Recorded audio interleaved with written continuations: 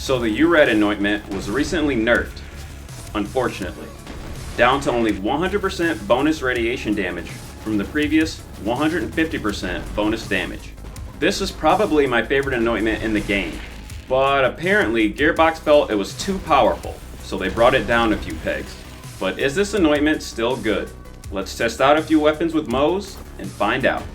First up is the Plaguebearer. Before I annihilate the Maliwan takedown, watch me erase this T-Rex from the face of the planet with one hit. Boom! One hit.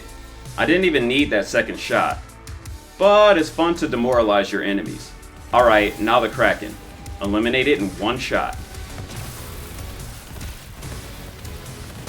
Yeah, the Kraken and everything around it.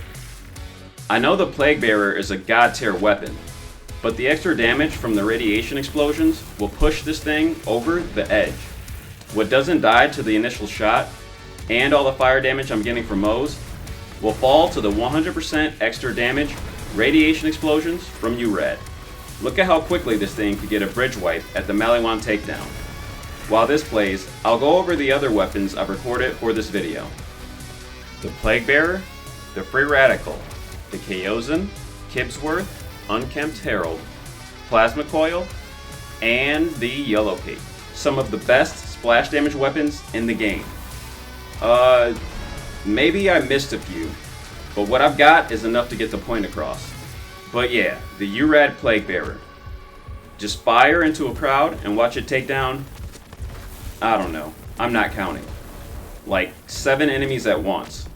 Some to the Kame blast, some to the URad explosions. It'll all nuke the field against whatever you're facing, with the exception of some bosses and the like. But URad just makes this thing even more powerful.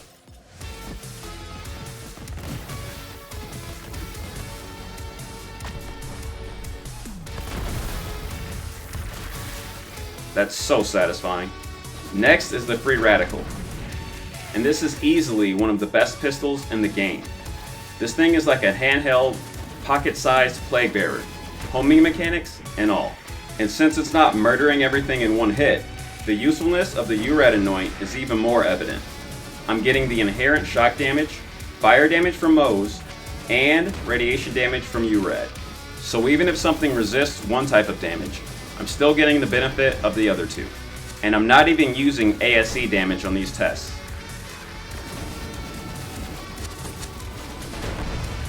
The Kozen, another awesome splash damage weapon for Moze, or just one of the best SMGs in the game for all Vault Hunters. I'm using a fire variant, but the radiation is super effective against shields, so no worries there, except both are resisted by armor, which, as you can see in some of these clips, isn't that much of an issue against mobs, because I'm doing so much damage. I don't know guys, the URad is still looking pretty potent. 150% down to 100% is a pretty hefty nerf, but if you're rocking an Atom Bomb, like I am, URad still shreds, and I'm not sure how much I noticed the difference in damage, at least against mobs. And the Kozen's micro grenades are further boosted in power by the URad Anoint, which makes me love it even more. The Kibsworth. I'm not gonna lie, this thing surprised me with how powerful it is. I've used it plenty in all different elemental variants, but I never got around to trying it with URad until I recorded this footage. But man, does it slap.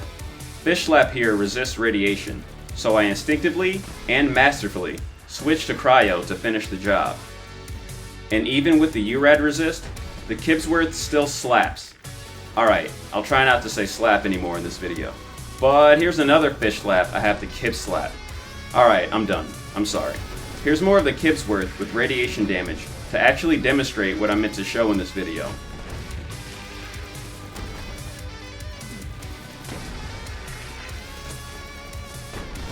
Beautiful. The Unkempt Herald. This thing was one of Borderlands 2's best weapons, but when it came to Borderlands 3, it was less than desirable. However, a recent patch has brought it back to its former glory, and it is especially good in the hands of Moze. The large splash damage radius it gets complements URad quite nicely.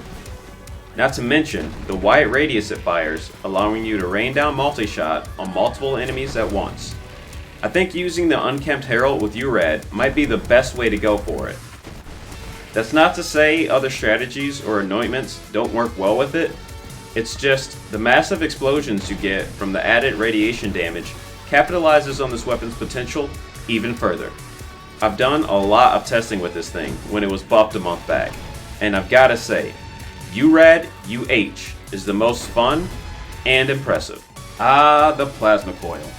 Difficult to get as it's only farmable from arms race, which admittedly isn't very fun to play. But if you do get one, it'll make any Vault Hunter smile while in their hands. Real talk though, why are there so many OP SMGs in this game? There's the Redistributor, the Needle Gun, the Kibsworth, the Flipper, there's the Plasma Coil, and several others. But the Plasma Coil has gotta be the best, and it's especially good with URad. If a picture is worth 1,000 words, then a video is worth 10,000. So I don't have to say much about this, other than when it comes to eliminating hordes, it's right up there with the Plaguebearer and the Free Radical.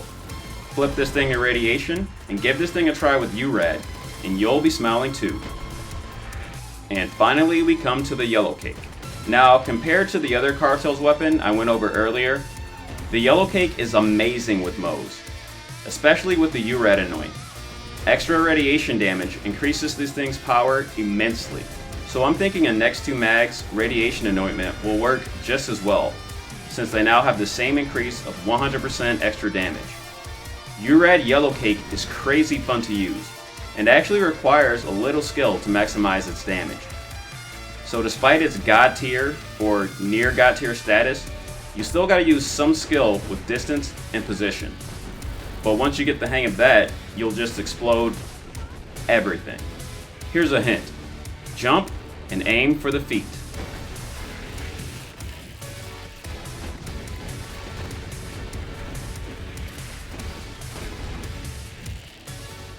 For this video, I used the Atom Bomb Deathless Artifact, Front Loader Shield, and Bloodletter class mod.